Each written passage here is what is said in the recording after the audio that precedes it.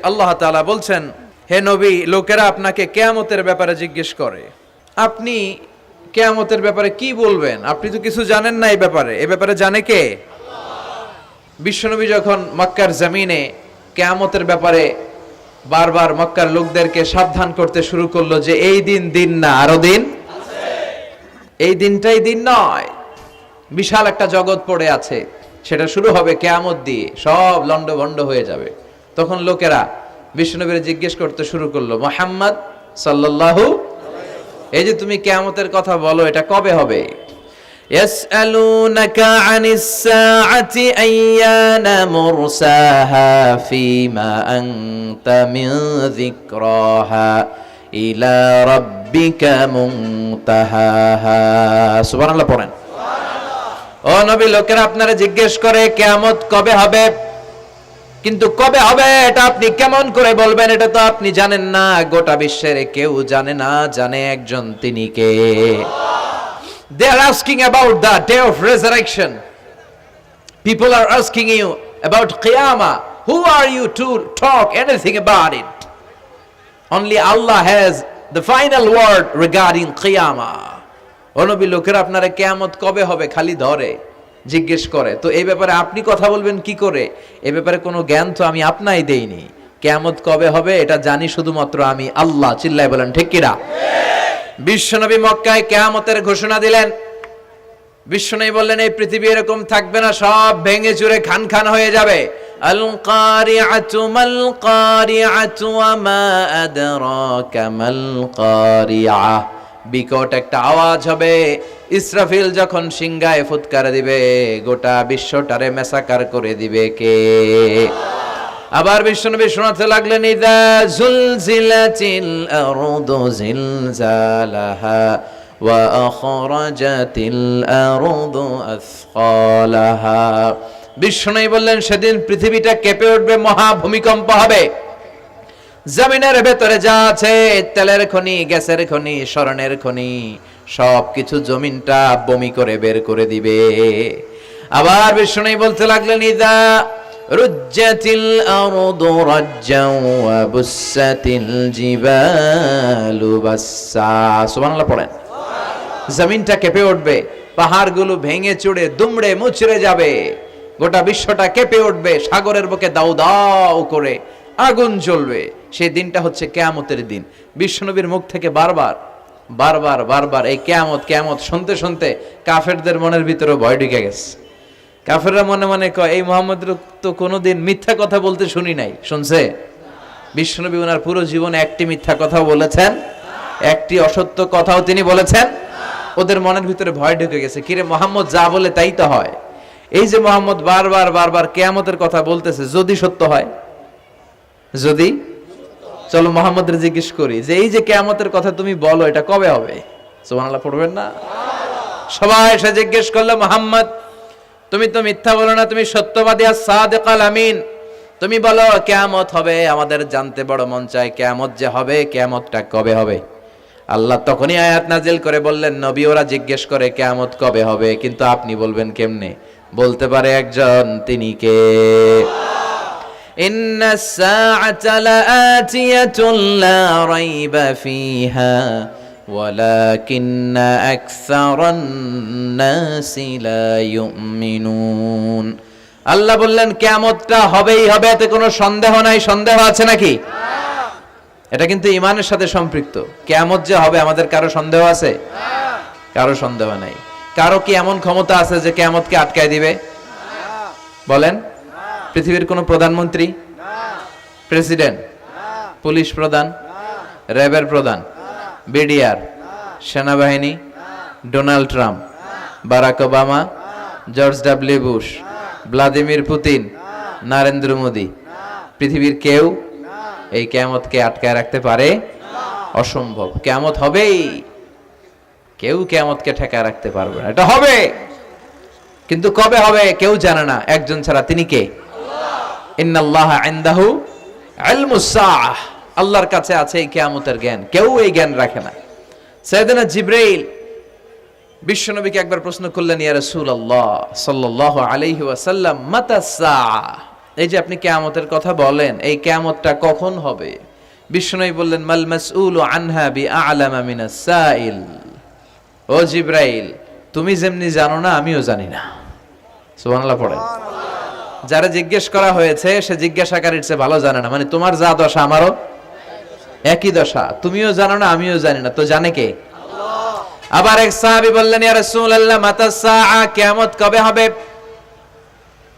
বিশ্বনবী কোনো উত্তর না দিয়ে আবার সাহাবীরে প্রশ্ন করলেন, বললেন, ওয়া মাযা আ'দাতা লিস-সাআ, কিয়ামত কবে হবে জানার জন্য পাগল হলে কেন? কিয়ামতের জন্য তুমি কি প্রস্তুত করে রেখেছো? সাহাবী বলে, মা আ'দাতু লাহা শাইআন ইয়া রাসূলুল্লাহ, ইয়া রাসূলুল্লাহ, আমি কিয়ামতের জন্য কিছুই প্রস্তুত করতে পারি নাই। ইল্লা আন্নী উহিব্বুল্লাহ ওয়া রাসূলুহু, তবে একটা জিনিস আছে, সেটা কি? সেটা হচ্ছে আমি আল্লাহরে আর আল্লাহর রাসূলরে বড় ভালোবাসি। বিষ্ণু বললেন, ফাইন্নাকা মা আমান আহবাবতা, তুমি তো ভালো জিনিসে জোগাড় করেছো। জেনে রাখো, তুমি যাদেরকে ভালোবাসো কিয়ামতের দিন জান্নাতে ঢুকে কিয়ামতের পরে জান্নাতে তাদের সাথেই তুমি থাকবা। যার সাথে যার ভালোবাসা তার সাথেই তার জান্নাত। চিল্লায় বলেন ঠিক কি না? তাহলে বোঝা গেল এই কিয়ামত হবেই। এই কিয়ামতরে কেউ ঠেকায় রাখতে পারে না। আর কিয়ামত কবে হবে এটা কেউ জানেও না, এমনকি জিবরাইলও জানতেন না। সাইয়েদনা জিবরাইল, এমনকি বিশ্বনবী মুহাম্মদ রাসূলুল্লাহ সাল্লাল্লাহু আলাইহি ওয়াসাল্লামও জানতেন না। জানে শুধু একজন, তিনি কে? আল্লাহ। কিন্তু অনেকে দেখবেন ইদানিং কালে বলে ফেলে যে অমুক সালে কিয়ামত। আছে না নাই? বই ঘরে নাই এগুলা? হ্যাঁ, অনেক জায়গায় কিন্তু এরকম বলে 25 সালে কিয়ামত, 30 সালে, 35, 40। এটা বলার ক্ষমতা আপনারা দিয়েছে কে? এটা তো মিনাল উমুর আল গায়বিয়াত, অদৃশ্যের খবর। অদৃশ্যের খবর তো কেউ জানে না, কে জানে? আল্লাহ। অদৃশ্যের খবরের ব্যাপারে কিছু বলতে চাওয়া মানে অদৃশ্যের ব্যাপারে হস্তক্ষেপ করা, এটা কুফরি। কথা বলেন। এজন্য কিয়ামত কবে হবে এক্সাক্ট টাইম এটা আল্লাহ জানে, বিশ্বনবীও জানতেন না। তবে বিশ্বনবী কিয়ামতের কিছু আলামত আমাদের সাথে শেয়ার করেছেন।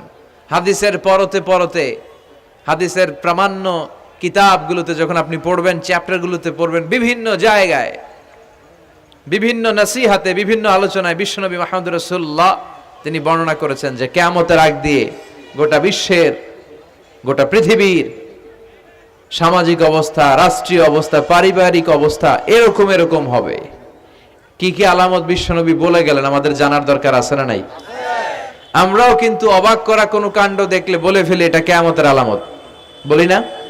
কথা বলেন। আমরা যদি বেহায়াপনা দেখি, বিশেষ করে ধর্মপ্রাণ মুরব্বী যারা আছে, এরা বেহায়াপনা দেখলে সহ্য করতে পারে না। এরা বলে এগুলো কিয়ামতের আলামত। আছে না নাই? কিয়ামতের আলামত। আমি এরকম দেখেছি যে একটা সন্তান মায়ের পেট থেকে ভূমিষ্ঠ হয়েছে, কিন্তু ওই সন্তানের মাথা দুইটা। কয়টা? আছে না নাই?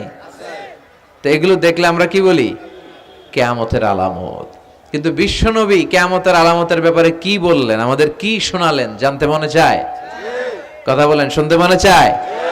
আসেন আজকের এই চমৎকার রজনীতে কিয়ামতের আলামতের ব্যাপারে, আলামাতুল কিয়ামা, আশরাতুস সাআ, আস-সুগরা ওয়াল কুবরা, এগুলো আমরা জানার চেষ্টা করি। আপনি বিশ্বনবীর মুখনিসৃত এই বাণীগুলো যদি শোনেন যে কিয়ামতের আলামতের ব্যাপারে বিশ্বনবী কি বলেছে, শুনলে আপনার গা শিহরিয়ে উঠবে। আপনার মনে হবে বিশ্বনবী যেন এই একবিংশ শতাব্দীর দিকে তাকিয়ে তাকিয়ে বলে গিয়েছিলেন। মনে হবে যেন বিশ্বনবী বাংলাদেশের এই পরিবেশটা দেখে দেখে বলেছেন। প্রায় প্রতিটাই আমাদের সমাজের সাথে, আমাদের দেশের সাথে, আমাদের পরিবেশের সাথে খাপ খেয়ে যায়। কিয়ামতের আলামতগুলো দুই ভাগে বিভক্ত। একটু আওয়াজ করে উত্তর দিতে হবে, কয় ভাগ? একটা ছোট আলামত আর একটা বড় আলামত। চিল্লায় বলেন একটা, আর একটা, আবার বলেন একটা, আর একটা। বড় আলামত মোট 10টা। কয়টা? আল্লাহর মেহেরবানি 10টার একটাও প্রকাশ পায় নাই, একটাও প্রকাশ পায় নাই। কিন্তু কিয়ামতের ছোট আলামতগুলো অনেকগুলো আলামত, 30, 40, 35 এরকম হয়ে যাবে। এই ছোট আলামতগুলোর বেশিরভাগই আমাদের সমাজে প্রকাশিত হতে শুরু করেছে। যেগুলো হয় নাই এগুলো হওয়ার পথে, বেশিরভাগ সমাজে প্রকাশ পেয়ে গিয়েছে। আশরাতুস সাআ, আস-সুগরা ওয়াল কুবরা। আমরা আজকে কিয়ামতের ছোট আলামত, the minor signs of the day of judgement, কিয়ামত আসার আগ দিয়ে কি কি ছোট আলামত আমাদের সমাজে দেখা যাবে, এগুলো নিয়ে আমরা কিছু কথা শুনবো। আওয়াজ করে পড়েন ইনশাআল্লাহ। উদ্দেশ্য হচ্ছে এগুলো জেনে আমরা সচেতন হব। কি হব? আমরা আখিরাতের ব্যাপারে সচেতন হব এবং নিজেদেরকে গড়ব এবং আমলের পরিমাণ এমন ভাবে বাড়াবো যাতে আমাদের আখিরাতটা সুন্দর হয়। ঠিক কিনা? আমাদের অনেকেরই এই ইখলাস জিনিসটার খুব অভাব। এটা নাই, এটার ঘাটতি। আমরা আল্লাহর কাছে কামনা করি, আল্লাহ তুমি আমাদের হৃদয় ইখলাস দিয়ে পরিপূর্ণ করো। আল্লাহুম্মা রযুকনা ইখলাস, আল্লাহ তুমি আমাদেরকে ইখলাসকে রিজিক হিসেবে দাও। এই ইখলাসের নামে কোরআনে একটা সূরাও আছে না নাই? সূরার নাম কি? কুল হুয়াল্লাহু আল্লাহুস লাম ইয়ালিদ ওয়া লাম ইয়াকুল লাহু। এখানে আল্লাহ তাওহীদের কথা বলেছেন, ইখলাসের কথা বলেছেন। এজন্য আমরা যেন ইখলাসের সাথে শুনি, ইখলাসের সাথে আমল করি। আল্লাহ তুমি তৌফিক দাও। আমিন। বিশ্বনবী কিয়ামতের ছোট আলামতের ব্যাপারে যা যা বললেন সেগুলো যদি আমরা ধারাবাহিকভাবে শুনতে চাই, তাহলে প্রথমেই যে আলামতটার কথা বলতে হবে সেটা হচ্ছে বিআসাতু রাসূলিল্লাহি সাল্লাল্লাহু আলাইহি ওয়াসাল্লাম। বিশ্বনবীর এই পৃথিবীতে, এই ধরাতে আগমনটাই হচ্ছে কিয়ামতের সর্বপ্রথম আলামত। সুবহানাল্লাহ কইতে পারলেন না? বিশ্বনবীর আগমন পৃথিবীতে হয়েছে কি হয় নাই? কথা বলেন। বিশ্বনবী যে আসছেন আবার চলে গেছেন, বিশ্বনবীর আগমনটা হয়ে গিয়েছে পৃথিবীতে কয় বছর চলে গেল? হ্যাঁ, প্রায় 1400-1500 বছর চলে গেল, এখনো কিয়ামত হয় নাই। সুবহানাল্লাহ পড়েন। বিশ্বনবী বলতেন বুইস্তু আনা ওয়া সাআতু কাহাতাইন, আমি এবং কিয়ামত এইভাবে পিঠাপিঠি হয়ে নাজিল হয়েছি। এই আঙ্গুল থেকে এই আঙ্গুলের মাঝখানে যেমনি তেমন কোনো ব্যবধান নাই, আমি বিশ্বনবী আর কিয়ামতের মাঝখানেও তেমন কোনো ব্যবধান নাই। বিশ্বনবী সাহাবাদেরকে বুঝাতে যে প্রায় এরকম আঙ্গুল ব্যবহার করতেন, ইশারা দিতেন, আঁকাঝোঁকা করতেন। এখন আধুনিক শিক্ষা পদ্ধতিতে এগুলো ব্যবহার হতে শুরু হয়েছে। এগুলো সব বিশ্বনবীর মেথোডোলজি। সুবহানাল্লাহ পড়বেন না? বিশ্বনবী আবার আরেক জায়গায় বলেছিলেন আনা ওয়া কাফিলুল ইয়াতীমি কাহাতাইন, আমার আঙ্গুলের দিকে দেখতেছেন? হ্যাঁ, আনা ওয়া কাফিলুল ইয়াতীমি কাহাতাইন, আমি আর ইয়াতীমের রক্ষণাবেক্ষণকারী জান্নাতে এরকম কাছাকাছি থাকবো। এই দুই আঙ্গুল যেমনি কাছাকাছি, আমি আর ইয়াতীমের রক্ষণাবেক্ষণকারী এরকম জান্নাতে থাকবো কাছাকাছি। আমরা এখন রক্ষণাবেক্ষণ করব কি? ইয়াতীমের সম্পদ লুণ্ঠনের ক্ষেত্রে আমরা এক নাম্বার। চিল্লা এখন ঠিক কিনা? ইয়াতীমের মাথায় হাত বুলিয়ে দিলে আল্লাহ খুশি হয়ে যায়। ইয়াতীমদেরকে ভালোবাসলে আল্লাহ তারে ভালোবাসে। ইয়াতীমের জন্য দান সদকা করলে তার মর্যাদা বাড়ায় দেয় কে? আল্লাহ। আমাদের এলাকাগুলোতে ইয়াতীমখানা নাই? আমাদের সমাজে ইয়াতীম আছে না নাই? তার বাবা নাই, তার মা নাই, ইয়াতীম। আপনি তার ঘরে খাবার পৌঁছে দেন, আপনার আব্বার কবরটারে জান্নাতে টুকরা বানায় দিবে কে? ইয়াতীম মিসকিনদেরকে সহায়তা করবেন, দান সদকা ওইখানে করবেন। ওইদিকে টাকা না দিয়ে মাজারে যে টাকা দেয় এরকম লোক আছে না নাই? মাজারে টাকা দেওয়া যাবে অপ্রয়োজনে? মাজারে কেন টাকা দিবেন? ওখানে একজন লোক শুয়ে আছে, পড়ে আছে, উনার টাকা লাগবে? টাকা লাগবে আমগো জীবিত যারা আছে আমাদের। কথা কন। গরিব, দুস্থ, সুবিধা বঞ্চিত মানুষ যারা আছে তাদের টাকা লাগবে। এজন্য মাজারে যে মানত করা যাবে? মানত করতে হবে একজনের নামে, চিৎকার করে বলেন তিনি কে? অনেকে দেখবেন মাজারে যে মোমবাতি দিয়ে আসে, আগরবাতি দিয়ে আসে, হ্যাঁ, কাপড় দিয়ে আসে, ছাগল দিয়ে আসে, মুরগি দিয়ে আসে, গরু দিয়ে আসে। আছে না নাই? আলহামদুলিল্লাহ নারায়ণগঞ্জে এগুলা নাই। হ্যাঁ হ্যাঁ আছে। আহা, আল্লাহ তুমি বুঝার তৌফিক দাও। দেখবেন মাজারে আবার মশারিও দিয়ে রাখে। আছে না নাই? যিনি শুয়ে আছে ওনার কি মশায় কামড়ায়? তো উনি যদি মশার কামড় থেকে নিজের বাঁচাইতে না পারে, উনি আমগরে বাঁচাবে কি? কথা বলেন। আবার দেখবেন অনেক ড্রাইভার অনেক মাজারের পাশ দিয়ে যখন যায় সে গাড়ি স্লো করে ফেলে। ড্রাইভারকে জিজ্ঞেস করেন যে তুমি স্লো করলা কেন? সে বলে এখানে বাবার মাজার, বাবা অনেক গরম। গাড়ি উল্টায়া দিবার পারে। কি করতে পারে? আচ্ছা, গাড়ি উল্টালে কি হয়? দুর্ঘটনা হয়, মানুষ মারা যায়। যারা মানুষ মারে এরা কি বাবা নাকি ডাকাত? তো এ কেমন আল্লাহর ওলি, সে মানুষ মেরে ফেলে। আপনি একটু আকল খাটালে আপনি বুঝতে পারবেন যে এগুলোর সাথে ইসলামের কোনো সম্পর্ক নাই। ইসলাম শিখায় চাইতে হবে একজনের কাছে। ইদা সাআলতা ফাসআলিল্লাহ, ফরিয়াদ করবা তো কার কাছে করব? চাইতে হবে কার কাছে? ছেলে চান কে দিবে? মেয়ে চান কে দিবে?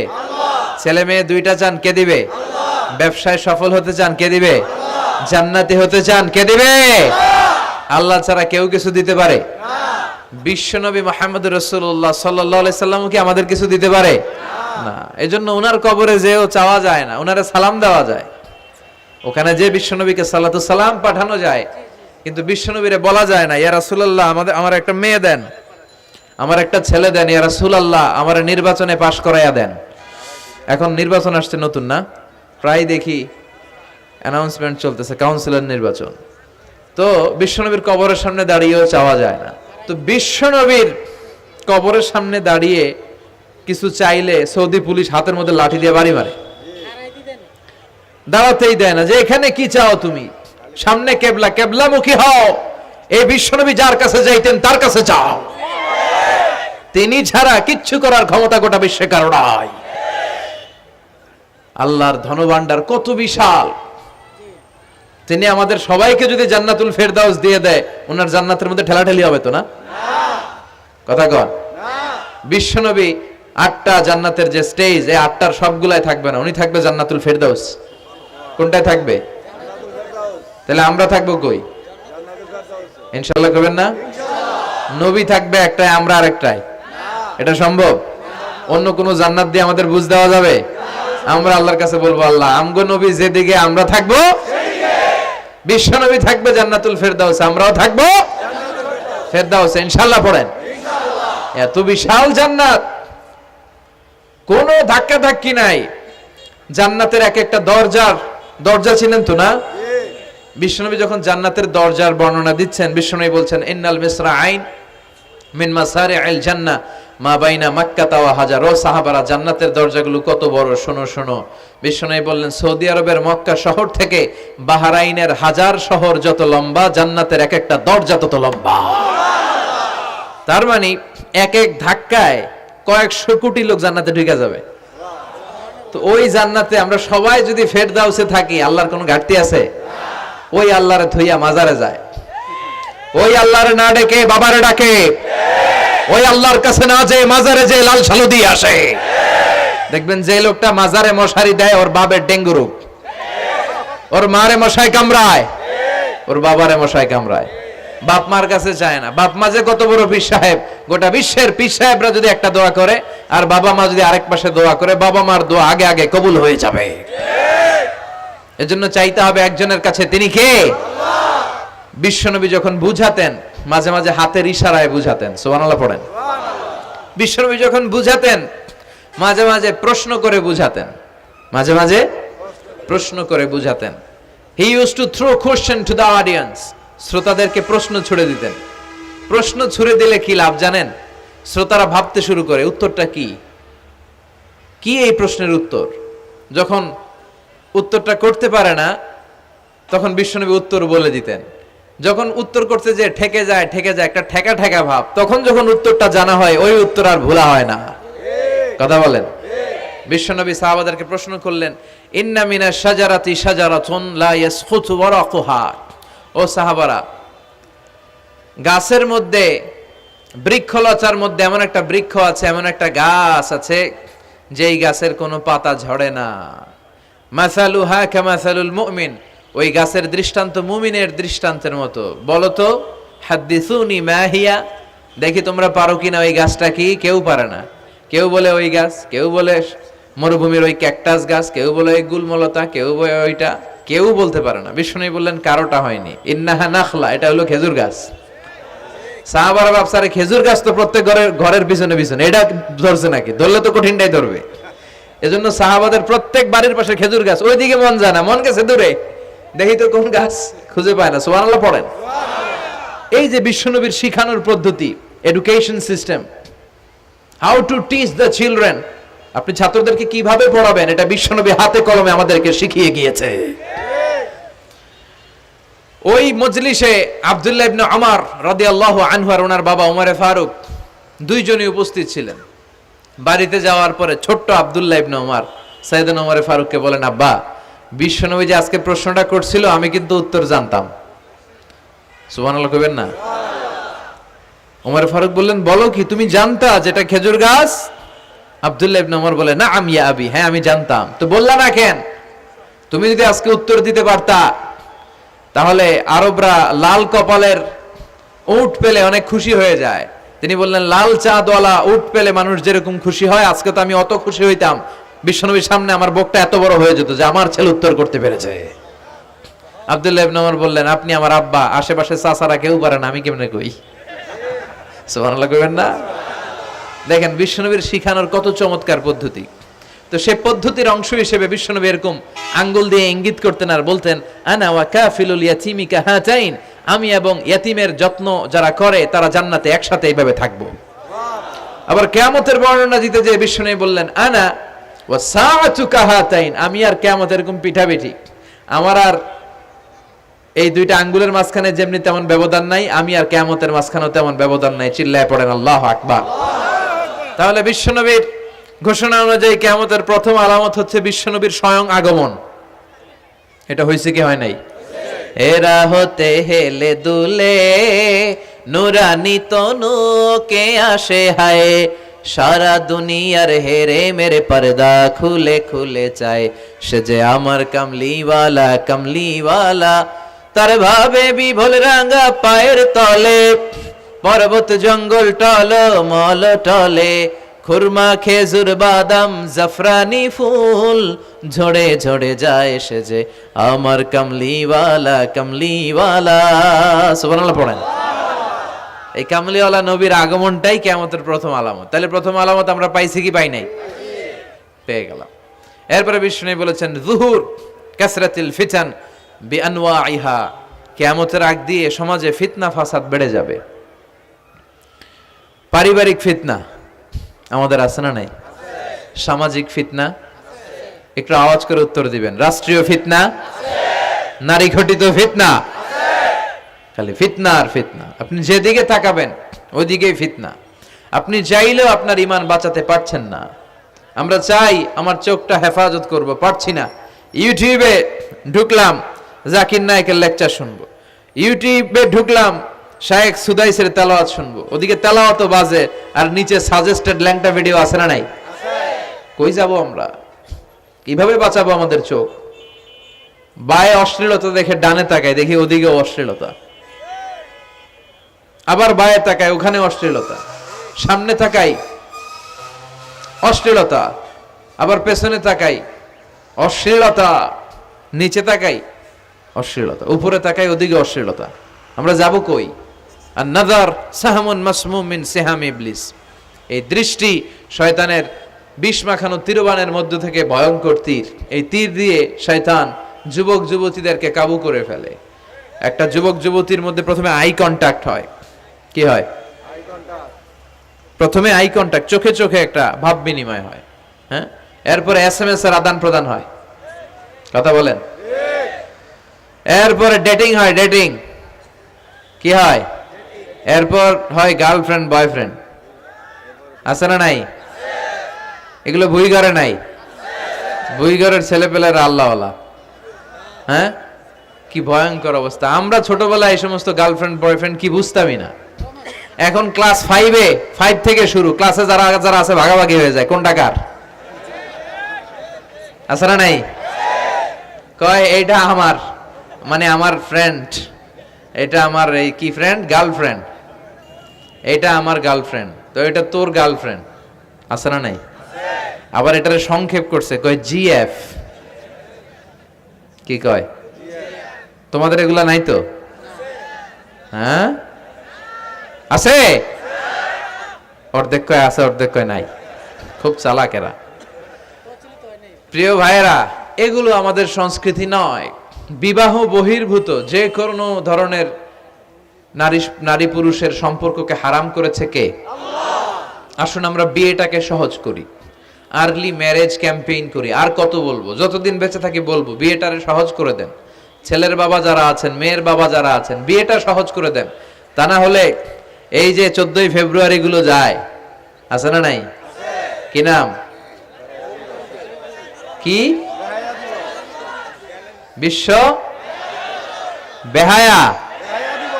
আহা, এগুলো আগে ছিল না, এগুলো সব কিয়ামতের আলামত। চিল্লায় এখন ঠিক কিনা? এই দিবসগুলোতে আপনার উঠতি বয়সের তরুণী মেয়ে, আপনার ছেলে যে পাপগুলো করে বিয়ে না করার কারণে, এই পাপগুলোর একটা পার্সেন্টেজ গুনাহ আপনার আমলনামায় আছে না নাই? এজন্য খবরদার, বাবা মা যারা আছেন ছেলে মেয়েদেরকে সময় মতো বিয়ে করিয়ে দেন। আমাদের দেশে বিয়ে অনেক সময় অনেক দেরি হয়ে যায়, বিশেষ করে ছেলেদের দেরি হয়ে যায়। বলে তুই নিজের পায়ে দাঁড়া। তো এতদিন ও কার পায়ে দাঁড়াইছে?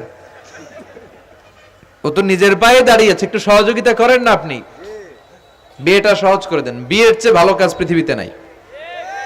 হ্যাঁ, ইয়াং পোলাপানরা অনেক খুশি হয়ে গেছে। হ্যাঁ, বিয়ে করবে তোমরা। বিয়ে বহির্ভূতে জিএফ বিএফ এর দরকার আমাদের নাই। চিল্লায় বলেন ঠিক কিনা? এগুলোর বিরুদ্ধে আমাদের জিহাদ। ইসলামের ইমেজকে, আমাদের মোরালিটি, আমাদের এথিক্যাল স্ট্যান্ডিং পয়েন্ট যেখানেই নষ্ট হবে, ওগুলোর বিরুদ্ধে আমাদেরকে সোচ্চার হতে হবে।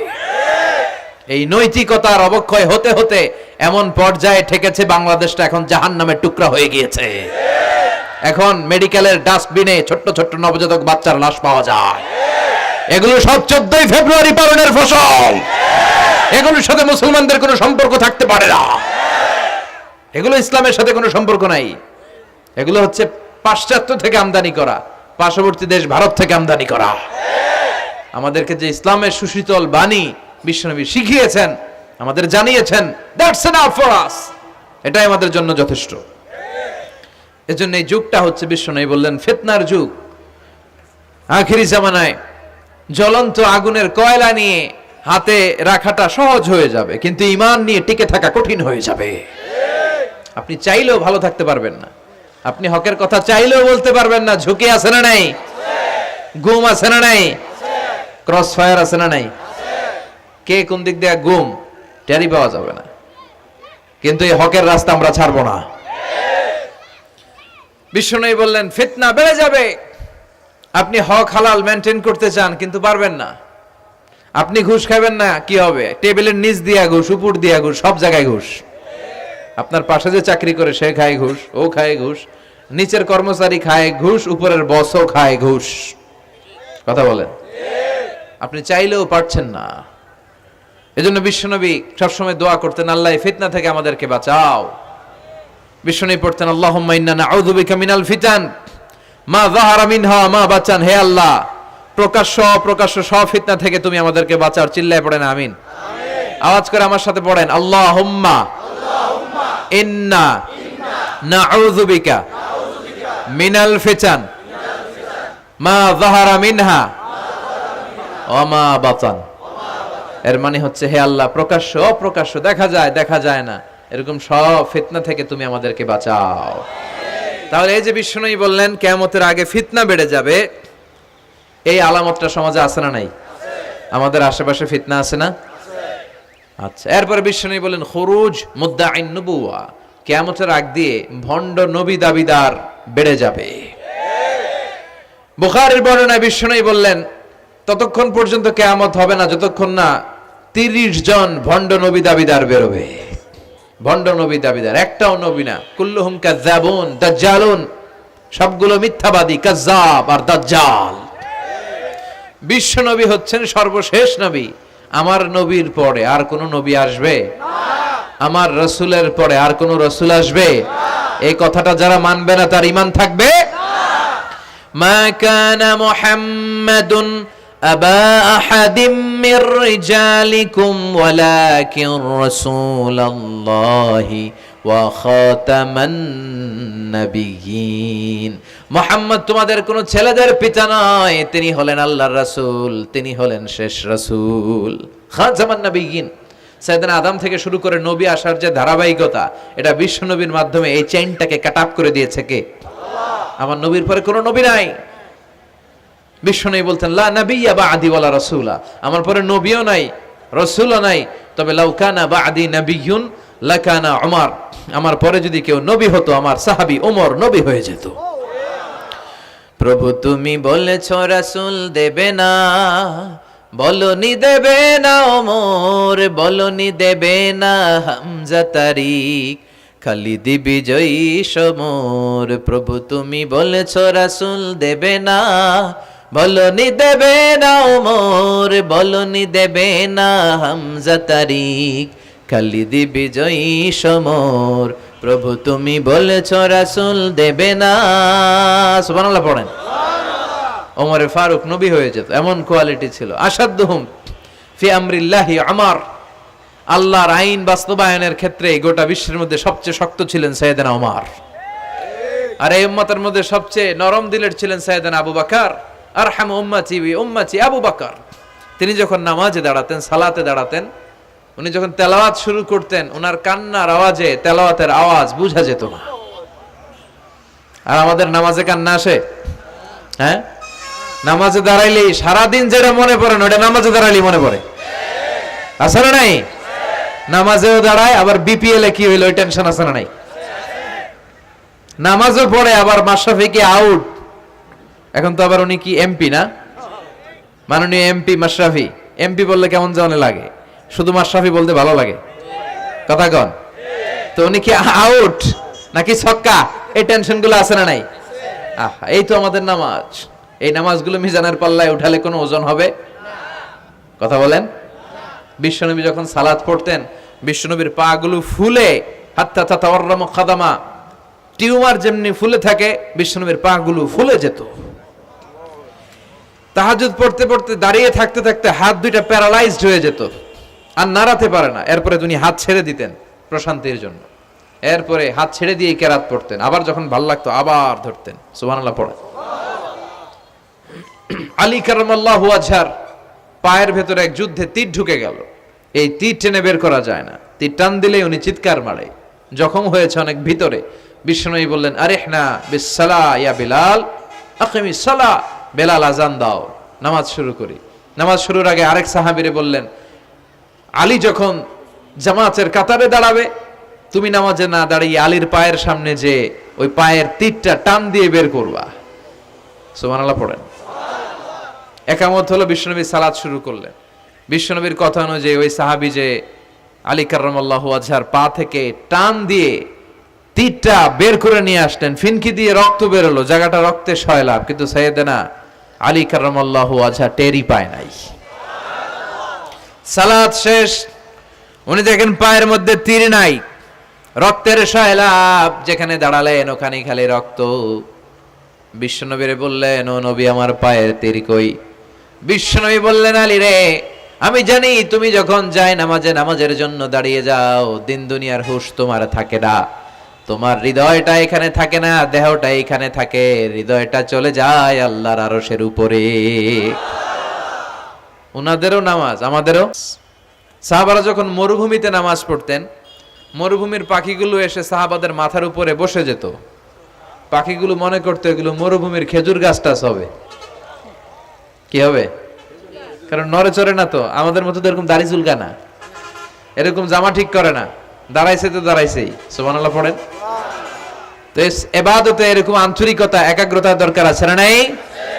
বিশ্বনবীর পরে কোন নবী হবে না, কিন্তু বিশ্বনবী বললেন কিয়ামতের আগে এরকম অনেক ভণ্ড নবী দাবিদার বের হবে। বিশ্বনবীর সময়কালেই এক ভণ্ড নবী দাবিদার বের হয়েছিল, ওর নাম হচ্ছে মুসাইলামাতুল কাযযাব।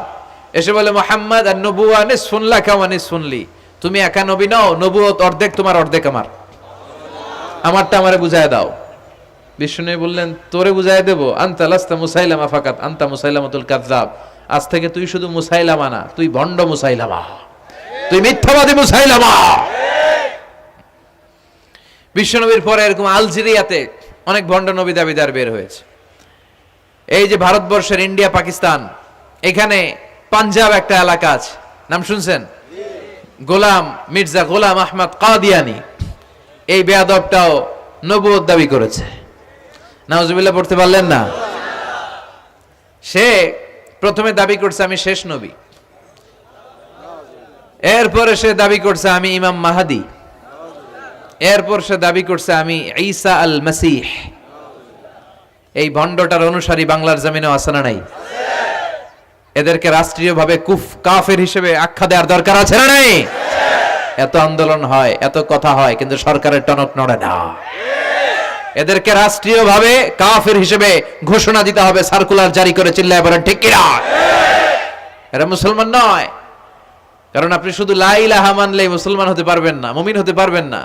বিশ্বনবীর উপর সাক্ষী দেওয়ার দরকার আছে না নাই? বিশ্বনবী শেষ নবী, ওনার পরে কোনো নবীও আসবে না, কোনো রাসূলও আসবে না। চিল্লায় বলেন ঠিক কিনা? এই বেয়াদবটা পায়খানা করতে যায় টাঙ্কি ভাঙ্গা গুয়ের টাঙ্কিতে পয়রা মরছে।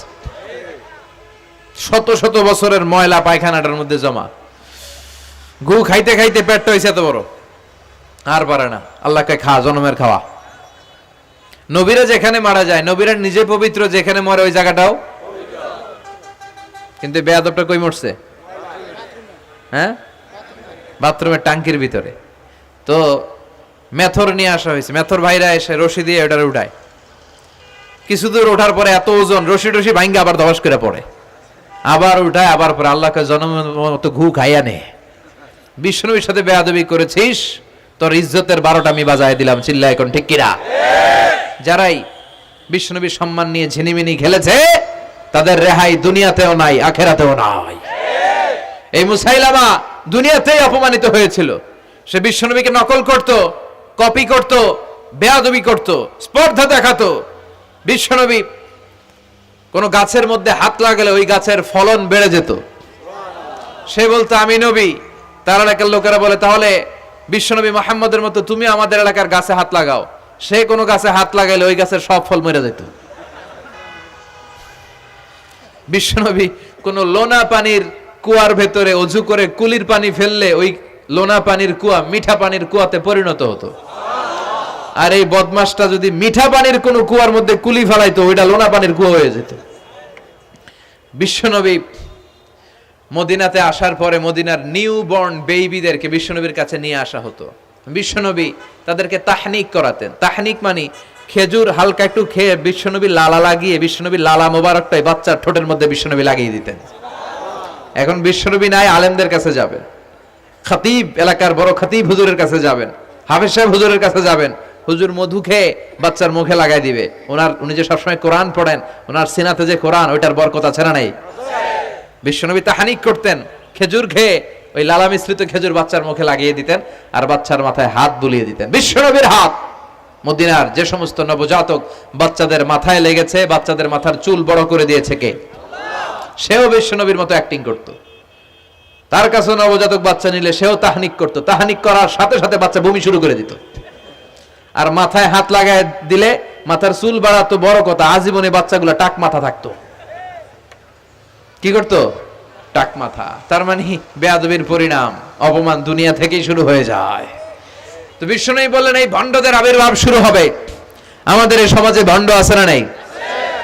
দুদেল বান্দা কালমা চোর, না পায় শ্মশান না পায় ঘোর, দিন থাকিতে আয়রে পথে ছাইড়া দে ভণ্ডামি, ভণ্ডামি ভণ্ডামি ভণ্ডামি, ছাইড়া দে ভণ্ডামি। নামাজ কালাম পড়ে না, ইবলিশ শয়তানের নানা। আছে না এরকম? ইসলামের লেবাস লাগায়, দাড়ি রাখে, চুল বড় রাখে, জট পাকায় রাখে, রোজা নাই, নামাজ নাই, পরিচ্ছন্নতা নাই, আতর নাই, গোসল নাই। আছে না নাই? এরকম ভণ্ড পীর আছে না নাই?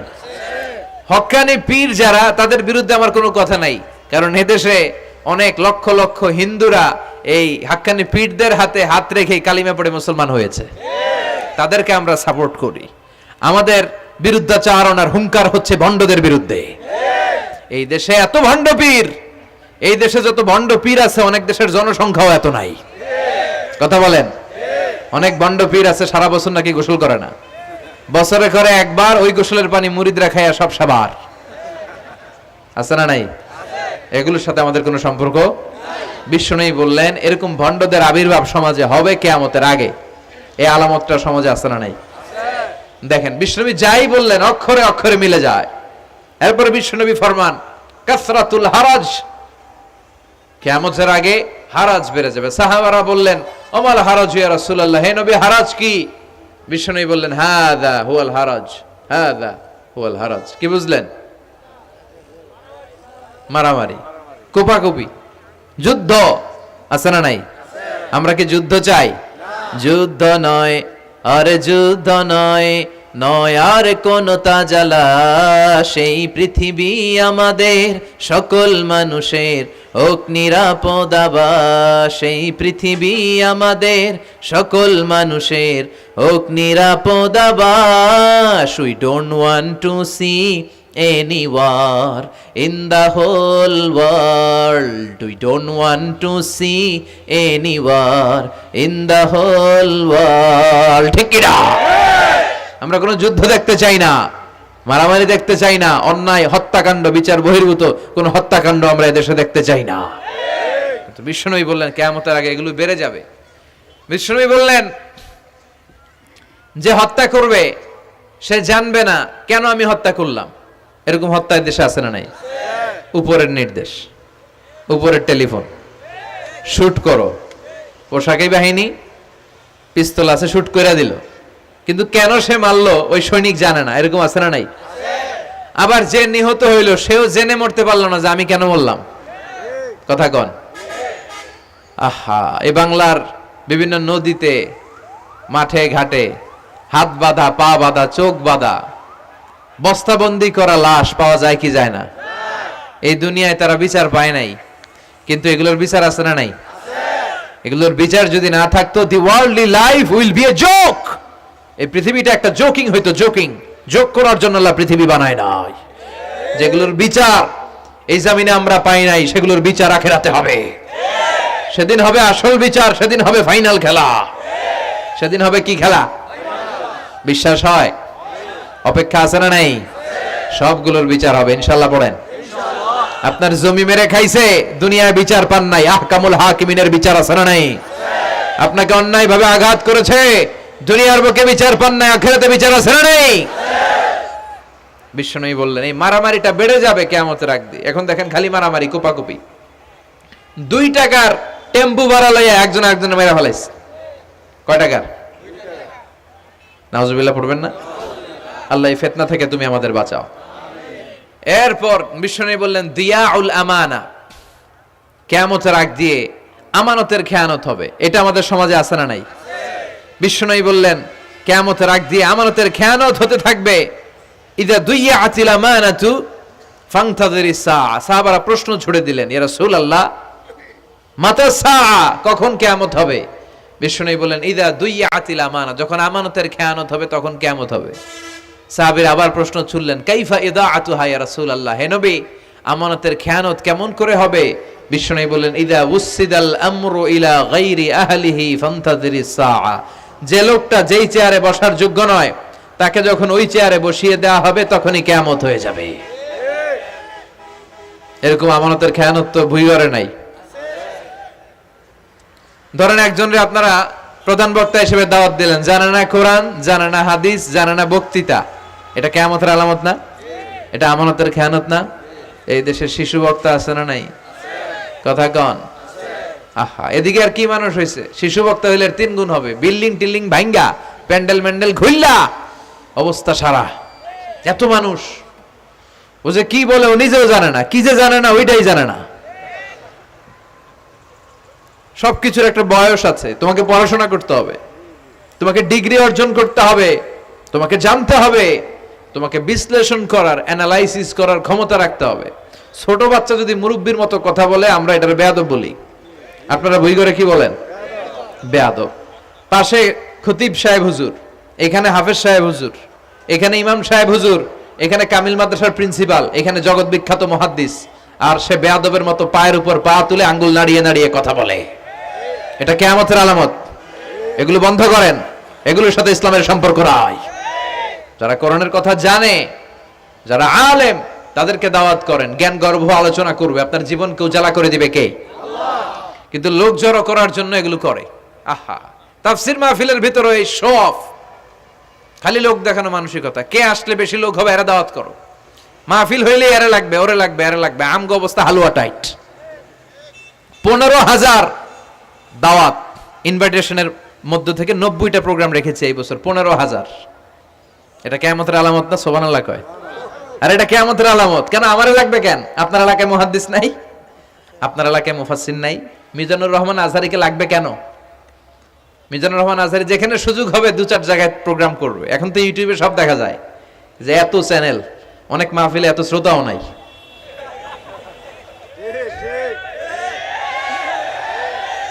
কথা কন,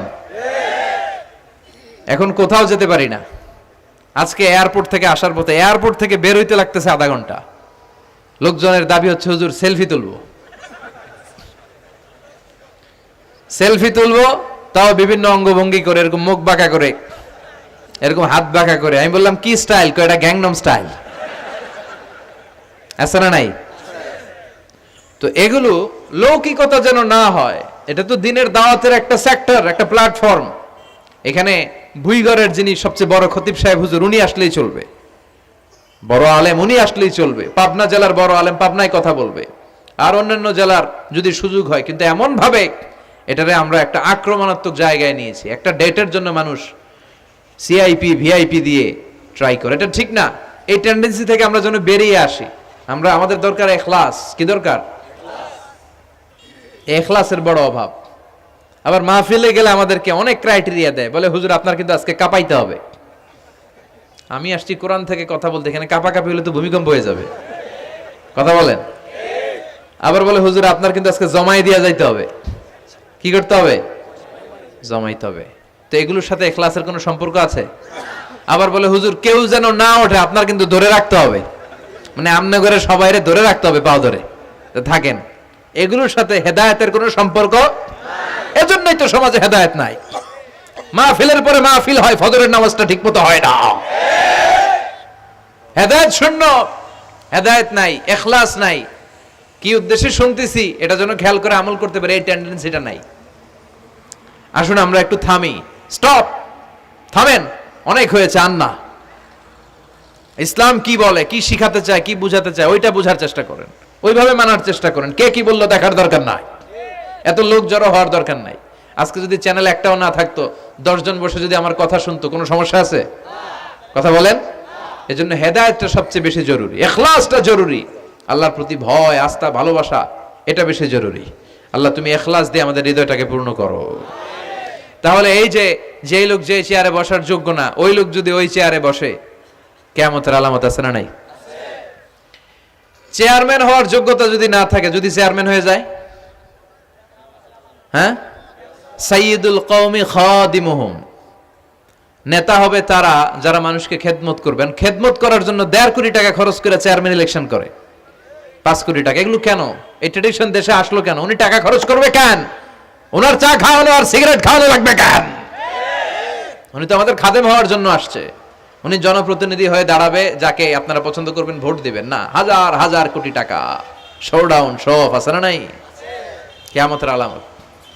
মসজিদের সভাপতির সাথে মসজিদের কোনো সম্পর্ক নাই, আছে না নাই? সব সভাপতিকে আমি এক পাল্লায় মেপে দিচ্ছি না, বেশিরভাগের এই অবস্থা। ভালো 2-1 আছে, আমি জেনারেলাইজ করছি না। সভাপতি তো হবেন তিনি যার সাথে মসজিদের দরদ বেশি, মায়া বেশি, মসজিদে যায় বেশি, ঠিক কিনা? এখন বছরে ওনারা একবার খুঁজে পাওয়া যায় না, উনি সভাপতি, উনি সেক্রেটারি, উনি ক্যাশিয়ার, আছে না নাই? তার মানে উনি এখানে বসার যোগ্য ছিল না, ওনারে বসানো হয়েছে। যেই লোক যেই চেয়ারে বসার যোগ্য নয়, তারা যখন ওই চেয়ারে বসিয়ে দেওয়া হবে, বিশ্বনবী বললেন তখনই কিয়ামত হয়ে যাবে। কিয়ামতের আলামত আমানতের খেয়ানত, এটা অনেক বড় বিষয়। আমার সম্পদ আছে, এই সম্পদটা আল্লাহর দেয়া, আমার কাছে আমানত। আমার শক্তি আছে, এই শক্তি আমানত। যুবক যারা আছো, তোমাদের যৌবনটা আল্লাহর দেয়া, তোমাদের কাছে সবচেয়ে বড় নেয়ামত এবং আমানত। তোমরা এখন চাইলে অনেক কিছু করতে পারো। তোমাদের একটা সদিচ্ছা তোমাদের এলাকাটারে জান্নাতি বানিয়ে দিতে পারে। তোমরা চাইলে সাগরের স্রোতকে পাল্টে দিতে পারো, বাতাসের গতিকে উল্টে দিতে পারো, তোমরা ইতিহাস রচনা করতে পারো। বিশ্বনবী যখন তোমাদের মতো যুবক ছিল, তিনি হালাফুল ফুদুল যুব সংঘ করেছেন। গানের কনসার্ট করে নাই, যাত্রাপালা করে নাই, নাচানাচি করে নাই। উনি হাতে হাত রেখে বলেছেন মক্কার বুকে কোনো টেন্ডারবাজি থাকবে না, মক্কার জমিনে কোনো চাঁদাবাজি থাকবে না, ধর্ষণ থাকবে না, মক্কার জমিনে কোনো দুর্নীতি চলবে না। যুবকদেরকে নিয়ে উনি এই কাজগুলো করেছেন। এখন একটার পর একটা আমানত আমরা খেয়ানত করে চলি। আমার সম্পদ আমার আমানত, আমার ছেলে মেয়ে আমার আমানত। আমার ছেলে কার সাথে মিশে, ও ডিশের কোন চ্যানেল দেখে, ওই ইউটিউবে কোন সাইট ব্রাউজ করে এটার ব্যাপারে কিয়ামতের দিন আমার জিজ্ঞেস করবে কে? আল্লাহ। কারণ এটা আমানত। যিনি চেয়ারম্যান, পুরো ইউনিয়ন পরিষদ তার কাঁধে আমানত। যিনি এমপি, ওনার এলাকায় কি ঘটে না ঘটে এটা খোঁজ খবর নেওয়া তার আমানত। মেম্বার অফ দ্য পার্লামেন্ট যিনি আছেন এই এলাকার, তার এলাকায় যদি ইয়াবার আড্ডা বসে, গাঞ্জার আসর বসে, এটার দায়ভার তিনি এড়াতে পারেন না। তার এলাকায় ধর্ষণ হলে এটার দায়ভার তিনি এড়াতে পারেন না। এটা তো আমানত। যিনি মন্ত্রী, পুরো মন্ত্রণালয় এটা তার কাঁধে আমানত। যিনি মাননীয় প্রধানমন্ত্রী, আমার 56,000 বর্গ মাইলের প্রতিটা ইঞ্চি মাটি তার হাতে আমানত। এটা অনেক বড় বিষয়। আর মুমিনের বৈশিষ্ট্য হচ্ছে ওয়াল্লাযীনা হুম লিআমানাতিহিম ওয়া আহদিহিম রাউন। যারা বিশ্বাসী তারা কথা দিয়ে কথা রাখে আর আমানতের খেয়ানত করে না। এজন্য আমানত পূর্ণ করতে রাজি আছেন? যেখানেই আমানত নষ্ট হবে সেখানেই কিয়ামতের ভয় আছে না নাই? দেখেন বিশ্বনবী কত চমৎকার করে দার্শনিকের মতো বলে গেলেন, যাই বলে গেলেন তার পুরোটাই সমাজের সাথে মিলে যায়। আমরা যেন আমানতের খেয়ানতকারী না হই, আমরা যেন আমানতকে সংরক্ষণ করতে পারি। আল্লাহ তুমি তৌফিক দাও। এরপর বিশ্বনবী বললেন আত-তাচাউল ফিল বুনিয়ান, কিয়ামতের আগে বড় বড় টাওয়ার বানানোর প্রতিযোগিতা শুরু হয়ে যাবে। আছে না নাই? আজকে নারায়ণগঞ্জে ঢুকে, এটা যে নারায়ণগঞ্জ এটা আমি চিনতেই পারতেছি না। এত সুন্দর হাইওয়ে, এত বিল্ডিং, বিশাল বিশাল টাওয়ার, আগে ছিল এগুলো? কথা বলেন। আরব বিশ্বে দেখবেন বুর্জ আল খলিফা, জমজম টাওয়ার, এই টাওয়ার ওই টাওয়ার, একটার পর একটা টাওয়ার। বিশ্বনবী বললেন কাবার পাশে যে পাহাড়গুলো আছে, শুনতেছেন? মনোযোগ আছে? কষ্ট হচ্ছে না তো? কাবার পাশে যে পাহাড়গুলো আছে, কাবার পাশের টাওয়ারের উচ্চতা যদি পাহাড়ের চেয়ে উঁচু হয়ে যায়, ফাআলাম ফাইন্নাল আমরা কদ আযাল্লাক, জেনে রাখো কিয়ামত বেশি দূরে নাই, কিয়ামতের ছায়া তোমার উপরে ছায়া দিচ্ছে। এখন মক্কা শহরের পাহাড়ের চেয়ে হাইট বেশি এরকম বিল্ডিং আছে না নাই? কাবা ঘরের পাশেই তো একটা আছে, জমজম টাওয়ার, 120 তলা উঁচু। দি মাক্কারাল ক্লক টাওয়ার 120 তলা, বিশাল বড় ঘড়ি লাগানো। এগুলো সব কিয়ামতের আলামত। ওর 5 তলা, আমার লাগবে 10 তলা। ওর 2টা গাড়ি আছে, আমার লাগবে 4টা গাড়ি। ও তাহাজ্জুদ পড়ে, আমারও যে পড়তে হবে ওই টেনশন নাই। ওর মেয়ে হেজাব পরে, আমার মেয়েটারও হেজাব পড়াবো ওই চিন্তা নাই। ওর ছেলে নামাজে যায়, আমার গাঞ্জা খট্টারও নামাজে বাড়াবে এই টেনশন করে না। খালি সম্পদ কেমনে বাড়াবে, দুনিয়াবি চিন্তা। এই পৃথিবীটা একটা ধোঁকা। ভুইগরের ভাইরা, এই পৃথিবীটা একটা ধোঁকা। একটু থামেন, sit down and think about death. মৃত্যু সম্পর্কে ভাবেন। The most certain thing in our life is death. আমাদের জীবনের সবচেয়ে সুনির্দিষ্ট নিশ্চিত বিষয়টা হচ্ছে মরণ। মরা লাগবেই, চলে যেতে হবেই, ঠিক কিনা? কিন্তু এই দুনিয়ার মায়াজালে আটকে পড়ে আমরা আখিরাতকে, মৃত্যুকে বেমালুম ভুলতে বসেছি। বিশ্বনবী বললেন কিয়ামতের আগে মানুষের এই টেন্ডেন্সি হবে, মানুষ বড় বড় ইয়াতাতাওয়ালুনা ফিল বুনিয়ান, people will start to compete constructing high rises building in the cities. সমাজে বড় বড় টাওয়ার বানানো শুরু করে দেবে। এটা আছে না নাই? এরপর বিশ্বনবী বললেন যুহুরুন নিসা আল কাসিয়াত আল আরিয়াত আল মাইলাত আল মুমিলাত, কিয়ামতের আগে পোশাক পরিহিতা নেকেড উলঙ্গ নারীদের সংখ্যা বেড়ে যাবে। বুইগরে মাশাআল্লাহ সব পর্দা মেইনটেইন করে, আশা করি। হ্যাঁ, স্থানীয়রা পর্দা করে, আলহামদুলিল্লাহ। আল্লাহ তুমি কবুল করো। কিন্তু গোটা বাংলাদেশের দৃশ্য কি ভুইগরের মতো? না, ভয়ঙ্কর। বিশ্বনবী বললেন কাসিয়াত আল আরিয়াত আল মাইলাত আল মুমিলাত, পোশাক পরিহিতা উলঙ্গিনী, মানে বোরকাও পড়বে, বোরকাওয়ালি।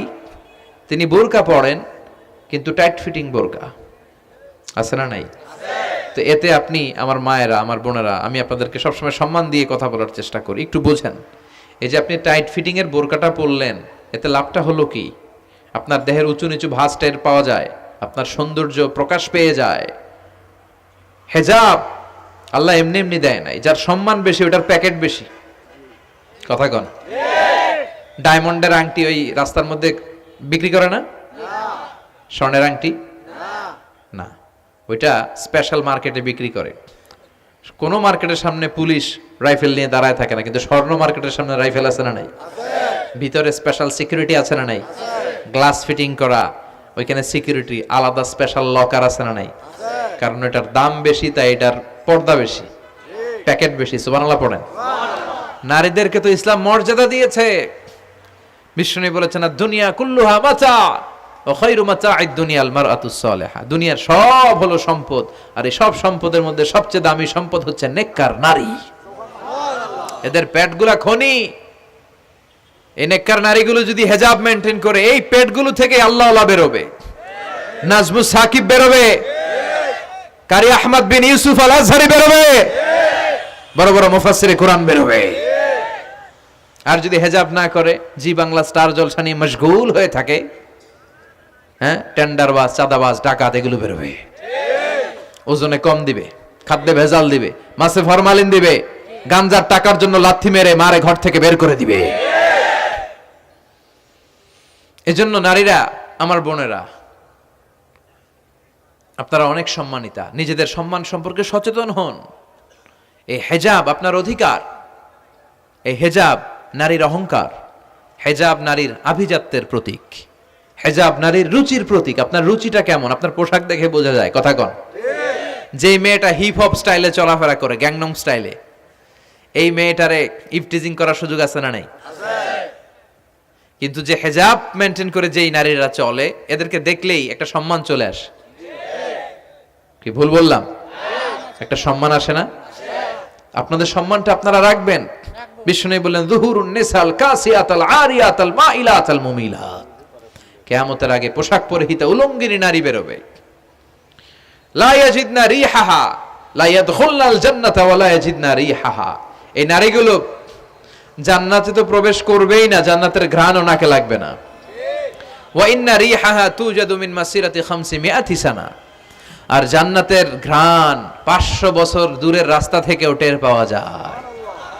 খেয়াল করে বুঝেন, এখান থেকে জান্নাতে পৌঁছতে আরো 500 বছরের রাস্তা। কয় বছরের? এত দূরে থাকতেই জান্নাতের সুবাতাস এসে আপনার নাকে ধাক্কা লাগবে।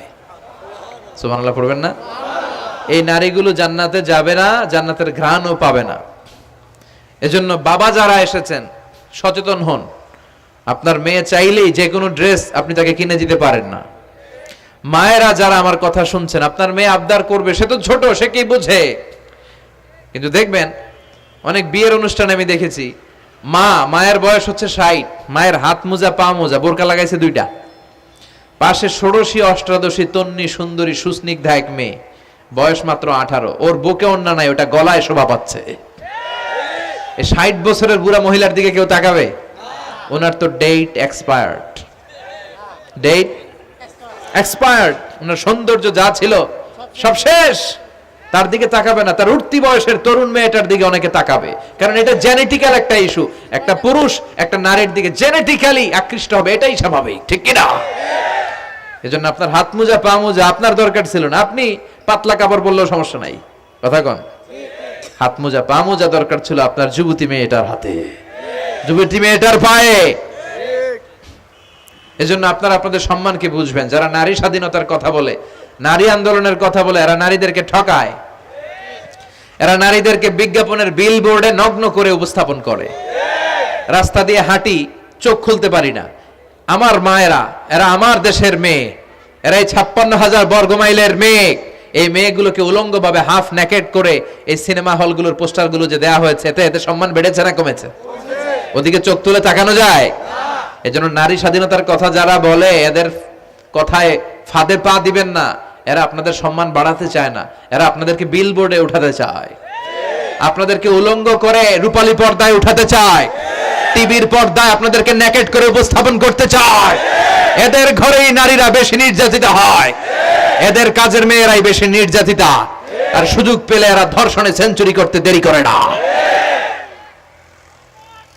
এজন্য নারীদেরকে সম্মান দিয়েছে ইসলাম। আমার বোনেরা, আমাদের সম্মান যেন আমরা রাখতে পারি। আল্লাহ তুমি বোঝার তৌফিক দান করো।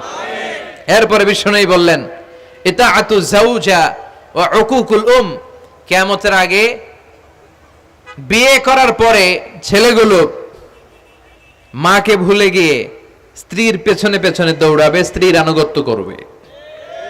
এরকম নমুনা আছে না নাই? বই ঘরে আছে? হ্যাঁ, মুরব্বী অনেক পজিটিভ, মাশাআল্লাহ। সবকিছু ইউনিক, কিছু কিছু অথবা নাই। এদিক থেকে আওয়াজ আসতেছে আছে, হয়তো কিছু কিছু আছে, কিছু কিছু নাই। জেনারেলাইজ করা ঠিক হবে না। তো এই জন্য মাকে ভুলে যাওয়া যাবে না। মায়ের দোয়া বড় দোয়া। মায়ের দোয়া সবার আগে কবুল। বুলেট মারলে বুলেট মিস হয়, মায়ের দোয়া মিস হয়? খবরদার। স্ত্রী চলে গেলে নতুন স্ত্রী পাওয়া যায়, মা মরে গেলে মা পাওয়া যায়? তাই বলে আমি বলছি না আপনার স্ত্রীকে ডিভোর্স দেন না, বুঝান, মাকেও বুঝান, স্ত্রীকেও বুঝান, বুঝানোর চেষ্টা করেন। সমাজের এখন সবচেয়ে বড় সমস্যাটা হচ্ছে শাশুড়িরা চায় আমি ডমিনেট করব, আমার এতদিনের গড়া সংসার। বউ এসে কয় না আমি আইছি মাগার, আমি সব খায় হলাম। আছে না নাই? এই যে সবাই ডমিনেট করতে চায়, এটা সমস্যা। সমাধানটা কি? সমাধানটা হচ্ছে আমাদের শাশুড়ি যারা আছে সমাজের, তাদের উচিত বৌমাটারে নিজের মেয়ের মতো মনে করা। নিজের মেয়েরা যেখানে বিয়ে দিছে ওইখানে কিন্তু খুব খোঁজ নেয়, মা তোর কি অবস্থা, তোর কষ্ট হইলো কিনা, ইত্যাদি ইত্যাদি। কিন্তু ছেলের বউ করে যারা আনছে এর দিয়ে ইচ্ছে মতো কাজ করা, এরকম ডাকাত আছে না নাই? ডাবল স্ট্যান্ডার্ড, এটা ঠিক না। আর বৌমা যারা আছেন, ঘরের বৌমা, এরা শাশুড়িকে একটু মায়ের মতো মনে করেন না, কারণ একদিন আপনিও শাশুড়ি হতে চলেছেন, একদিন আপনিও শাশুড়ি হবেন। রং ধরা যৌবন জং ধরে শেষ, আপনারও ছেলে হবে, এই ছেলের বিয়ে করাতে হবে, এই ছেলের বউ এসে আপনার ঘরে তাই করবে আপনি আপনার শাশুড়ির সাথে যা যা করেছেন। এই ছোট্ট হিসাবটা বুঝতে চায় না। শাশুড়ির উচিত বৌমাকে নিজের নিজের মেয়ের মতো করে আদর করা, যত্ন করা, আর বৌমাদের উচিত শাশুড়িকে মায়ের মতো সেবা করা। এই মিউচুয়াল আন্ডারস্ট্যান্ডিংটা থাকলে কোনো ঘরে আর ঝগড়া হবে? শাশুড়ি বৌমা, আল্লাহ সবাইরে তুমি কবুল করো। তো কিয়ামতের আগে মারে ভুলে যাবে, মাকে ভুলে গিয়ে স্ত্রীর পেছনে পেছনে দৌড়াবে। খবরদার, খবরদার। আপনি নামাজি হতে পারেন, মুসল্লি হতে পারেন, হাজী সাহেব হতে পারেন, কিন্তু মা যদি বদদোয়া দেয় আপনার সব শেষ, দুনিয়াও শেষ, আখিরাতও শেষ। মায়ের মর্যাদা বাবার চেয়ে 3 গুণ বেশি। হামালাতহু উম্মুহু, কারণ বাবা পেটে ধরে নাই, পেটে ধরছে কে? ওয়াহানান আলা ওয়াহান, 8 মাস 10 মাস এই বোঝাটা বাবা বহন করে নাই, করলো কে? ফিসালুহু ফি আমাইন, 2 বছর বাবা দুধ খাওয়ায়নি, দুধ খাওয়ালো কে? মায়ের এক ধার দুধের দাম, কাটিয়া গায়ের চাম, পাপস বানাইলেও ঋণের শোধ হবে না, এমন দরদি ভাবে কেউ হবে না আমার মাহাগো। ঠিক কিনা? লাউ কাতা'তা জিলদাক, আপনার গায়ের চামড়া কেটেও যদি মায়ের পায়ের জুতা বানিয়ে দেন, কি বানিয়ে দেন? কি দিয়ে? গায়ের চামড়া দিয়ে। এই যে 2 বছর যে দুধ খাইলাম, এই দুধের 1 ঢোক দুধের সুদটাও আদায় হবে না। এজন্য খবরদার, মাকে যেন আমরা ভুলে না যাই। মা দোয়া করতে দেরি, ওই দোয়া কবুল হতে। আমরা ছোটবেলায় যে কত কষ্ট দিয়েছি, সবচেয়ে বেশি কষ্ট যখন দিয়েছি মাকে, ওই স্মৃতিগুলো আমাদের মনে পড়ে না। আপনার বয়স যখন 1 বছর, আপনি স্মৃতি হাতরে এত দূর যেতে পারবেন?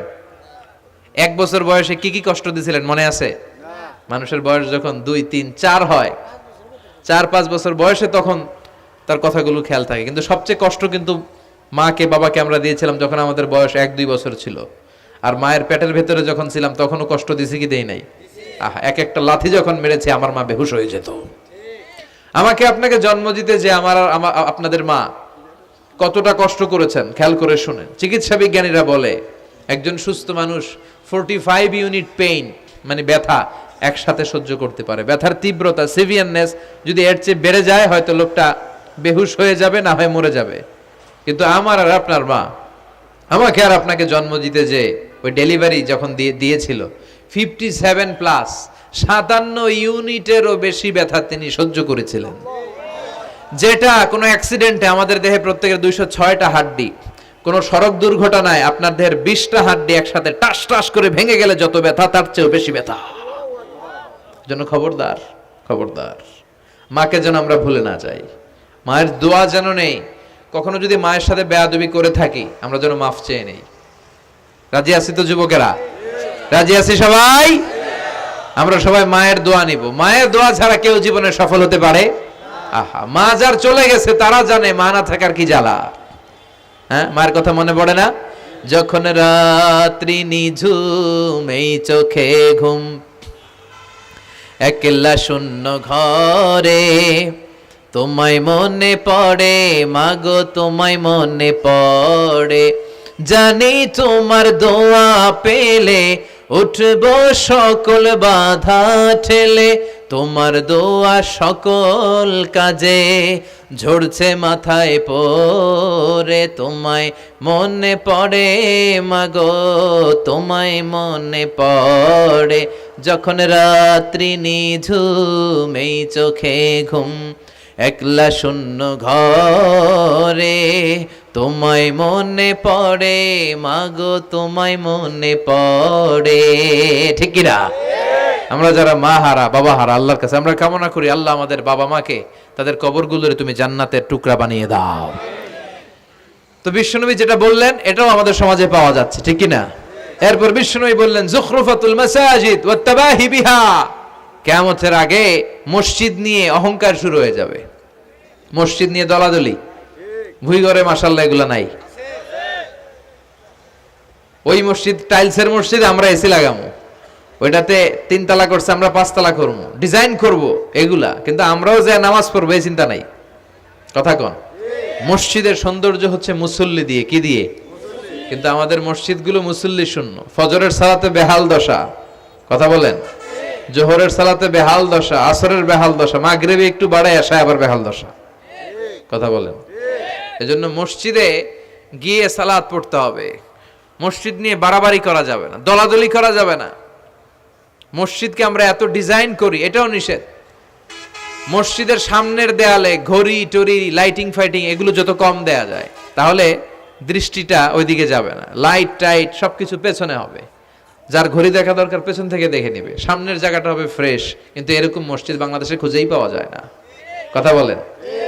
বিশ্বনবীর মসজিদ ছিল, বুখারীর বর্ণনা, ওয়াকানা সাকফুল মসজিদে জারিদুন নাখাল, বিশ্বনবীর মসজিদে নববীর ছাদ ছিল খেজুর পাতা দিয়ে তৈরি, ডালা দিয়ে তৈরি ছাদ।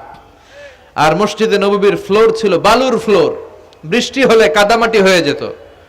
বিশ্বনবীর সাহাবীরা বর্ণনা করেন, রাআইতু রাসূলুল্লাহ সাল্লাল্লাহু আলাইহি ওয়াসাল্লাম ইয়াসজুদু ফিল মাই ওয়াত তিন, কাদামাটির উপরে বিশ্বনবী সিজদা দিচ্ছেন, নামাজ পড়ছেন। সালাম ফিরিয়ে বিশ্বনবী যখন সাহাবীদের দিকে মুখ ফিরিয়ে বসে তাসবিহ পড়তেন, সাহাবারা বর্ণনা করেন, রাআইতু আসারা তিনি ফি জাবহাতি, বিশ্বনবীর কপাল মোবারকে আমরা কাদার মাটি দেখতে পেয়েছি। আর আমাদের মসজিদে খালি টাইলস। কই তোরা ঢাকায় টাইলস, আমরা উজবেকিস্তান থেকে টাইলস নিয়ে আসুন, আছে না নাই?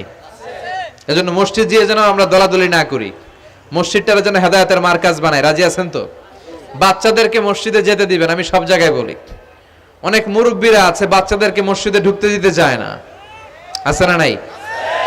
বাচ্চা ঢুকাইলে রেগে যায়। রেগে যান কেন? ওর বয়স হতে আপনি মসজিদের দিকে আসার খান নাই,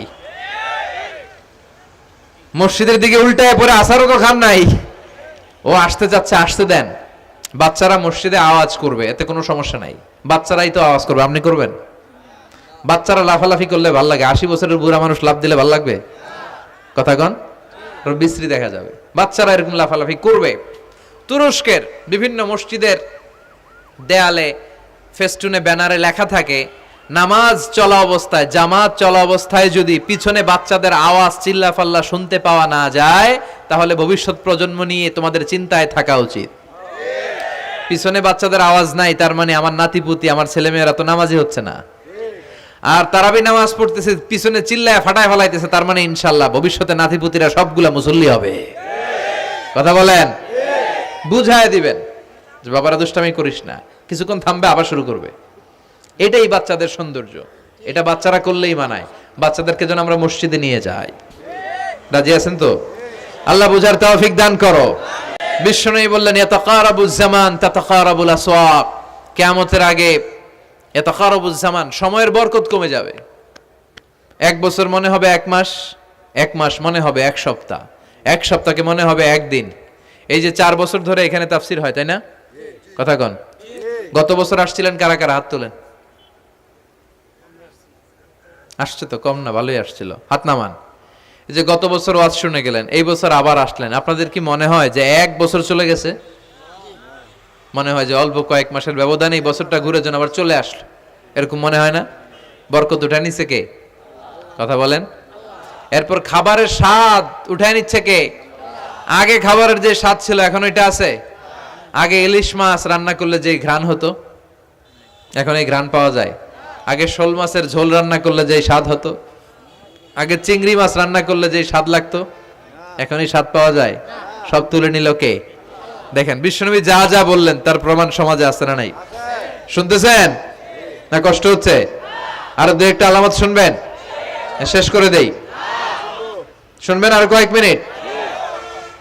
বিশ্বনবী বললেন তাসলিমুল খাসা, কিয়ামতের আগে লোকজন শুধু পরিচিতদেরকে সালাম দিবে, অপরিচিতদেরকে সালাম দিতে চাইবে না। এরকম আছে না নাই?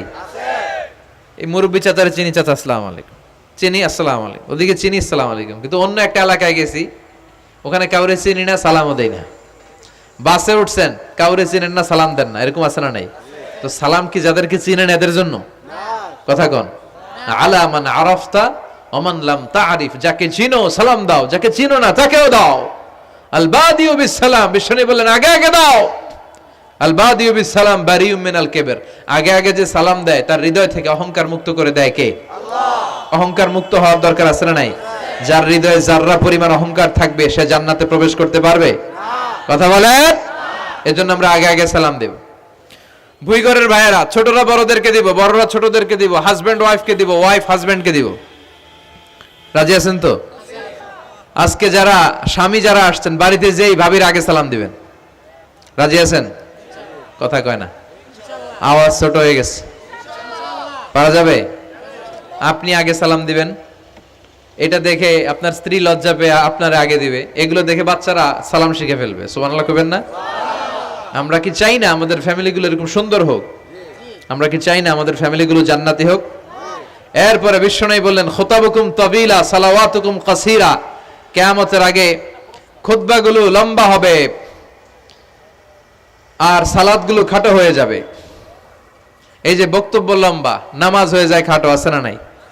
হুজুর ওয়াজ করেন, ওয়াজ টেস্ট লাগে, নামাজ টেস্ট লাগে না, আছে না নাই? এশার নামাজে পড়ে না, ফজর নামাজে পড়ে না, রাত 2টা পর্যন্ত ওয়াজ শুনে, আছে না নাই? এরকম করা যাবে না। নামাজ কামাই করা যাবে না। সবার আগে হবে নামাজের হিসাব। নামাজের হিসাব ঠিক তো আপনার পুরো আমল নামা ঠিক। নামাজে ভেজাল তো সব জায়গায় ভেজাল। প্রথম হিসেব নেওয়া হবে এই সালাতের, খবরদার। এরপরে বিশ্বনবী বললেন লা ইউকসামুল মিরাস আলা ওয়াজহিন সাহিহ।